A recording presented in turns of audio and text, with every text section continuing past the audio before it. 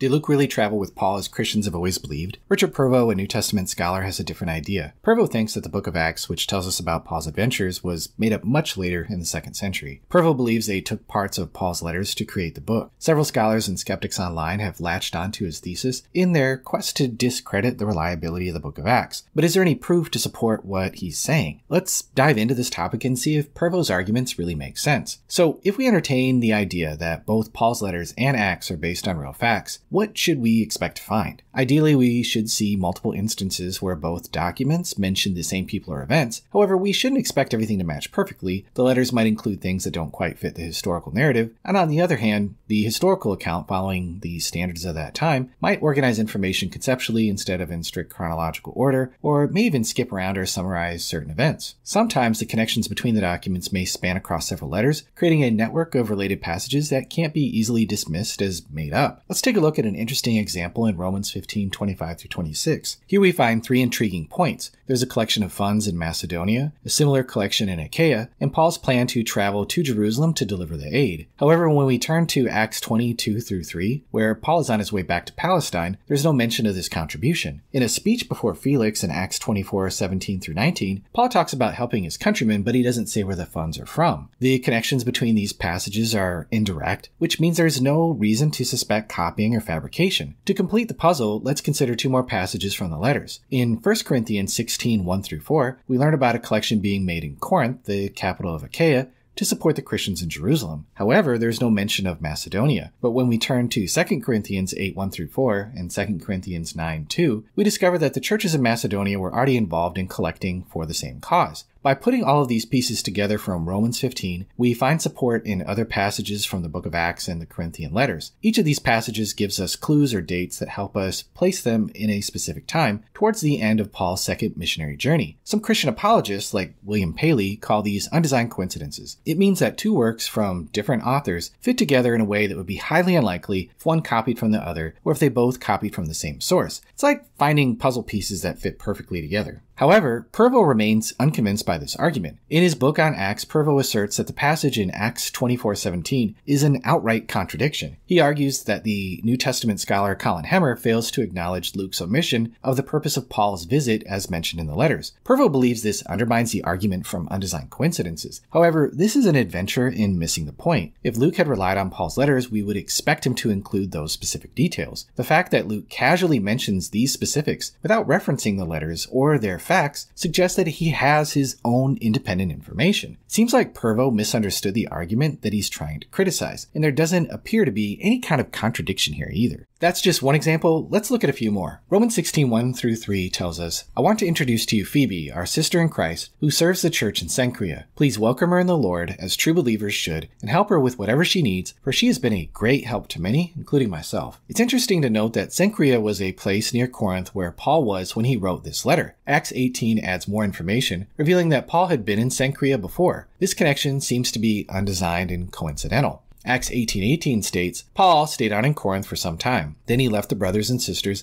and sailed for Syria, accompanied by Priscilla and Aquila. Before sailing, he had his hair cut off at Cenchrea because of a vow he had taken." This act of cutting his hair might have signaled the fulfillment of a special promise made to God, possibly a Nazirite vow, although the text doesn't provide clear details. Luke, the author of Acts, indirectly tells us that Paul had completed his vow before starting his journey. However, this religious haircut doesn't fit into any specific theological theme in Luke's narrative, and it doesn't explain why Paul took the vow in the first place. Luke includes this peculiar detail without further explanation, suggesting that he believed it to be true and decided to include it. But the crucial question is, are we really going to suggest that the author of Acts fabricated this story about Paul in Cenchrea simply because he had read about Phoebe, a servant of the church in Cenchrea who had been helpful to many, including Paul himself, in the epistle to the Romans? Pervo disagrees and calls this connection a tenuous link that only shares a place name. He fails to consider the broader context and the cumulative case being presented, focusing solely on a single example that he finds weak. This approach is typical of critics of undesigned coincidences. Let's delve into some of William Paley and Hemmer's other examples from the same context. Romans 16:3-4 states, "Greet Priscilla and Aquila, my fellow workers in Christ Jesus, who risked their necks for my life. to whom not only I give thanks, but all the churches of the Gentiles give thanks as well. This complimentary greeting raises some questions. What does Paul mean by this? Acts provides the answers. First, the fact that this greeting is in the Epistle of the Romans suggests that Priscilla and Aquila were residents of the city. If we turn to Acts 18:2, we find Paul meeting Aquila, a native of Pontus, recently come from Italy with his wife Priscilla, because Claudius had commanded all the Jews to leave Rome. Hence, Priscilla and Aquila were originally from Rome and possibly returned after the expulsion under Claudius ceased. This is the first point of connection. Second, notice that Paul calls them fellow workers in Christ Jesus. What did they do to earn this commendation? Again, in Acts 18, we learn that Paul stayed with them and that when he left, they accompanied him. From this, it's reasonable to infer that they worked alongside Paul, although only Paul's greeting in Romans explicitly mentions it. Third, Paul mentions that they risked their necks for his sake. How do they do that? Acts 18:12-17 describes Paul being brought before the Roman tribunal and Sosthenes being beaten by the mob. If Aquila and Priscilla were Paul's fellow workers in Christ Jesus in Corinth, it's clear that they also faced similar dangers. Fourth, Paul indicates that the Gentile church had given thanks for them. This emphasis on Gentiles holds significance given the themes of the entire letter. Referring back to Acts 18:2, we discover that Aquila was a Jew expelled from Rome when Emperor Claudius, frustrated with riots in the Jewish quarter related to someone named Chrestus, a common Roman misspelling of Christus, decided to evict the Jews. Yet Aquila and Priscilla worked with Paul, who in the same city proclaimed his turning from the Jews to the Gentiles and conducted a highly successful mission among them. Thus Priscilla and Aquila, though Jews, played a role in the ministry to the Gentiles and earned their gratitude. Therefore, this apparently mundane list of greetings offers multiple points of indirect correspondence, consistent and harmonious, without relying on direct borrowing with the events described in the historical narrative in Acts. It's often been stated that the evidence from undesigned coincidences is cumulative. One undesigned coincidence could be accidental, like having two unrelated puzzle pieces fitting together by chance. However, when we discover numerous undesigned coincidences intersecting the documents, it becomes implausible to argue that they're all mere accidents. Pervo's weak dismissal of evidence that contradicts his hypothesis is just intellectually irresponsible. It's highly unlikely that these undesigned coincidences are simply the product of copying or accident. So what are some other reasons to think that Acts was not fictionalized and merely drawn up from the letters of Paul? First, there's the case of Titus. In Paul's second letter to the Corinthians, Titus plays a significant role, being mentioned multiple times as Paul's partner and fellow worker. Surprisingly, Acts doesn't mention Titus at all. This omission suggests that the author of Acts didn't have access to Paul's letters, as it would be unlikely to exclude such a prominent figure. While not a conclusive argument by itself, this fact highlights the independence of Acts from Paul's letters. Second, there's the discrepancies in Paul's sufferings. In 2 Corinthians, Paul provides a detailed account of his sufferings, including beatings with rods and shipwrecks. However, the book of Acts mentions only a subset of these sufferings. For example, Paul mentions being beaten 3 times with rods, but Acts includes only one such story. Likewise, Paul refers to surviving 3 shipwrecks, while Acts narrates only 1 shipwreck, occurring 3 years after 2 Corinthians was written. If the author of Acts had access to Paul's letters, we would expect a closer alignment between the two narratives. The divergences in the accounts indicate that Acts was not written based on Paul's letters. 3, there's the contrasting escape narratives.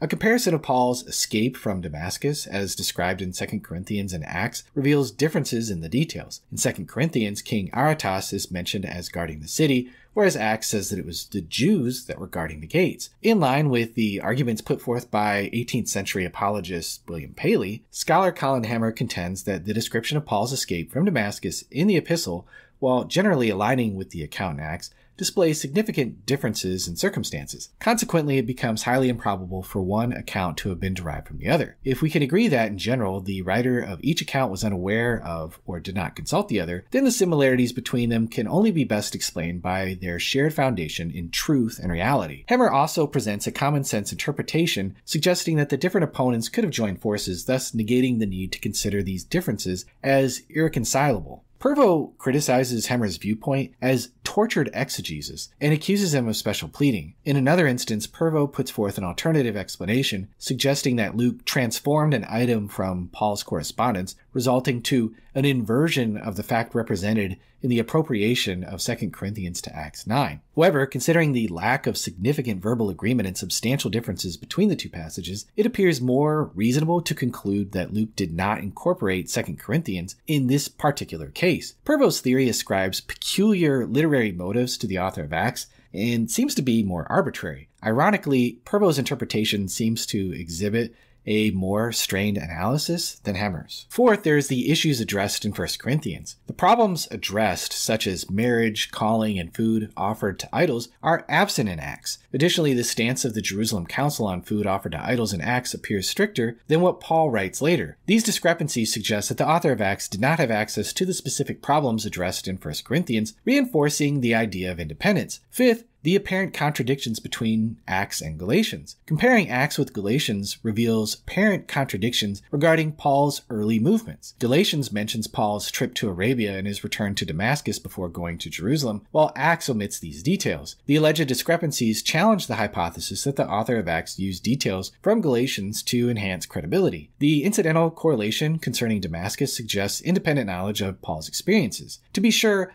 a span of 3 years can encompass many days, as is written in Acts, so the accounts aren't irreconcilable. However, if Luke had been drawing his narrative directly from Galatians, he could have ensured a lot closer alignment between the two accounts. Sixth, there's the apparent discrepancy between the Thessalonian converts in Acts and 1 Thessalonians. In Acts, the portrayal of Paul's converts in Thessalonica mainly consists of Jews and a few devout Greeks. However, in 1 Thessalonians, there is mention of the conversion of idol worshippers. The absence of idolatrous Gentile converts in Acts, along with the apparent discrepancies in Paul's ministry and extended stay among the Thessalonians, suggests that the author of Acts possessed independent knowledge that goes beyond Paul's epistles. Finally, there's the appearance of casualness and undesigned coincidences. Let's just grant, for the sake of argument, that Luke relied on Acts when writing his letters. Even if that were true, we shouldn't dismiss these undesigned coincidences as mere copying. We don't always need two witnesses who were completely separated in time and place to have these intriguing coincidences between their accounts. While it would be remarkable if they were entirely independent, it's not an absolute requirement. The key point here is that these narratives seamlessly align in an apparently casual manner without any evident intention to support one another. It's difficult to label the creation of Acts from Paul's letters as the perfect crime, while also highlighting the apparent contradictions that portray the author as inept. The perspective that I'm advocating here presents a more unified view of the author. But things get even worse for Pervo. His argument for dating Acts to the early 2nd century rests partially on the idea that Luke wouldn't have had access to 2 Corinthians before 100 AD. But why does he make such a claim? Well, his main point revolves around the fact that the author of 1 Clement quotes or alludes to 1 Corinthians and Romans, but not 2 Corinthians. Clement is believed to have been written around 96 AD. However, this argument from silence is incredibly weak. There are multiple possibilities to consider here. It's possible that the author of 1 Clement simply didn't have access to 2 Corinthians, or deliberately chose not to use it for various reasons. Moreover, even if the author of 1 Clement lacked access to 2 Corinthians, it doesn't automatically imply that nobody else did. It's entirely plausible that 2 Corinthians was unknown in Rome when 1 Clement was written, but was already circulating elsewhere. The consensus among scholars is that 2 Corinthians was written in the 50s, indicating that it had widespread circulation from the late 50s until the end of the century. Unless we assume that it magically disappeared as soon as Paul wrote it and was only rediscovered around 100, we can reasonably conclude that it was accessible during that time. The presence of these undesigned coincidences and apparent discrepancies between Paul's letters and the book of Acts supports the idea that Acts was written independently, not based on direct knowledge of Paul's letters. While I think these alleged contradictions can be reasonably harmonized, these show that Luke was not carefully combing through Paul's letters, drawing up a story. These coincidences reveal that the author of Acts very likely had access to Paul himself, adding credibility to the historical reliability of Acts. Therefore, the argument from some anonymous early 2nd century author using Paul's letters to explain away undesigned coincidences just doesn't work. The book of Acts stands as a distinct and valuable historical account of Paul's ministry.